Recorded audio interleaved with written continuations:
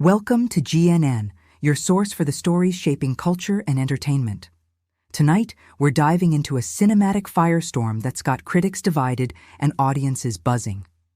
Imagine Henrik Ibsen's iconic 19th century heroine, Hedda Gabler, that trapped, manipulative aristocrat, thrust into a sleek, high-stakes Hollywood thriller about a black female director fighting for her vision.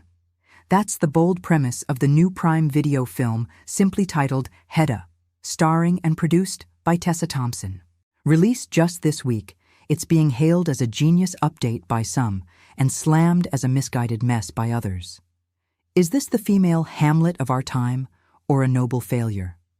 Stick around as we break down the reviews from the Wall Street Journal, Variety, and BBC Culture and explore why this adaptation is sparking such heated debate.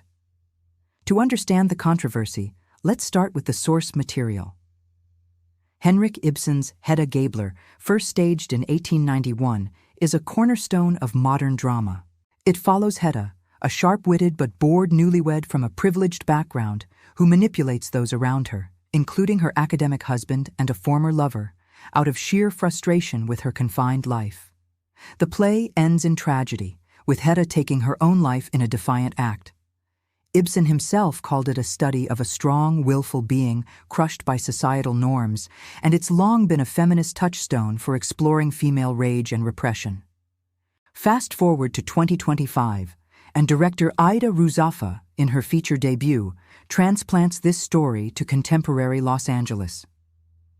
Tessa Thompson plays Hedda, now a brilliant black filmmaker whose latest project is stalled by studio interference, a controlling producer husband, and a rival director who's an ex-lover. The script, co-written by Ruzafa and Nia DaCosta, keeps Ibsen's core themes of power, jealousy, and self-destruction, but amps up the meta layer.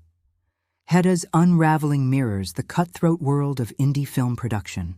Shot in a taut 100 minutes with a diverse cast including Brian Tyree Henry as her husband and Stephanie Hsu as the rival, it's streaming now on Prime Video. The budget was modest at around $15 million, backed by Amazon MGM Studios, and early festival buzz positioned it as a prestige drama. But as the reviews rolled in this week, the knives came out, literally and figuratively. Kicking off our analysis is the Wall Street Journal's take, penned by senior film critic Leah Fales, published just days ago. Fales praises the film's hints of Ibsen, but ultimately sees it as a stylish but superficial nod to the original. She highlights how Thompson's Hedda is a magnetic force, brooding in boardrooms, her wardrobe of tailored suits and hidden pistols evoking both corporate armor and inner turmoil. The review applauds the visual flair. Ruzafa's direction uses tight close-ups and shadowy cinematography to capture Hedda's psychological descent, making the film feel like a slow-burn noir. Yet, Fales argues the adaptation loses Ibsen's precision. Where the play dissects bourgeois ennui with surgical dialogue, Hedda opts for Hollywood gloss, explosive confrontations, and a climactic twist that feels more like a thriller payoff than profound tragedy. She notes the racial dynamics add fresh tension, with Hedda navigating microaggressions in a white-dominated industry, but questions if it fully integrates with Ibsen's class-focused critique.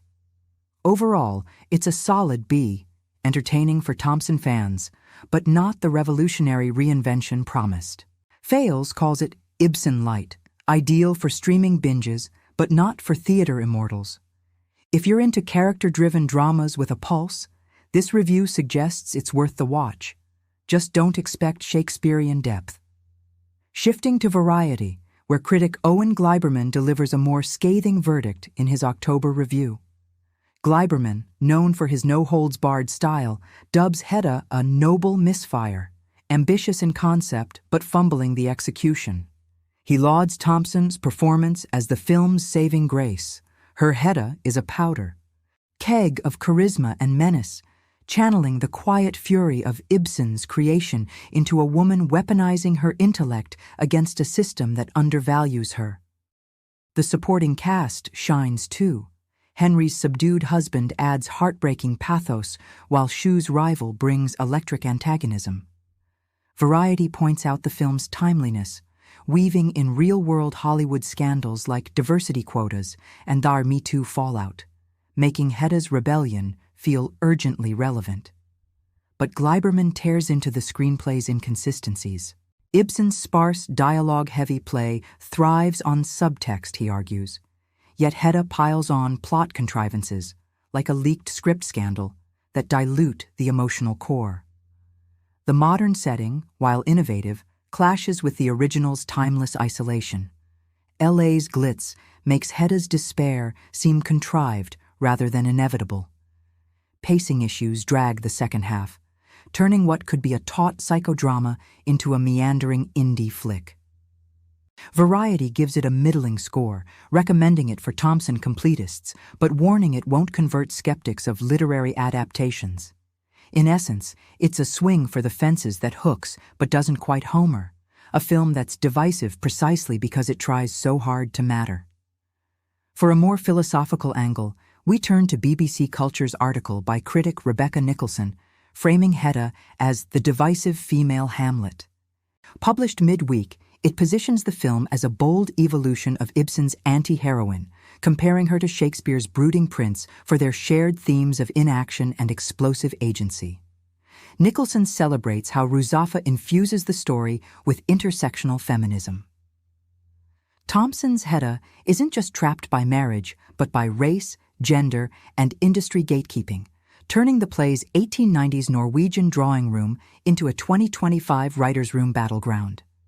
The review highlights standout moments, like Hedda's pistol monologue reimagined as a viral video rant, blending Ibsen's wit with social media savvy.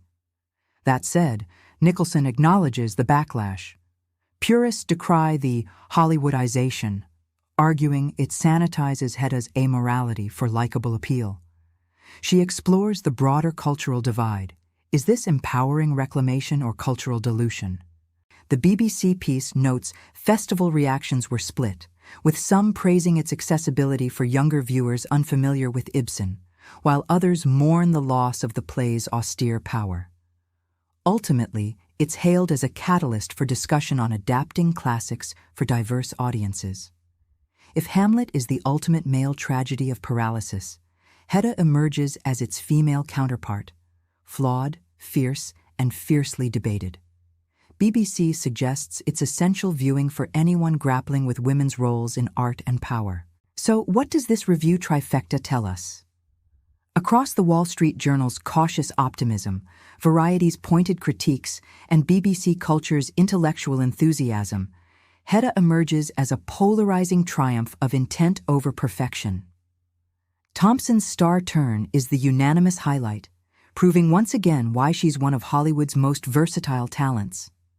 The film scores around a 75% on aggregate sites like Rotten Tomatoes based on early tallies, with audiences praising its relevance amid ongoing conversations about representation in film.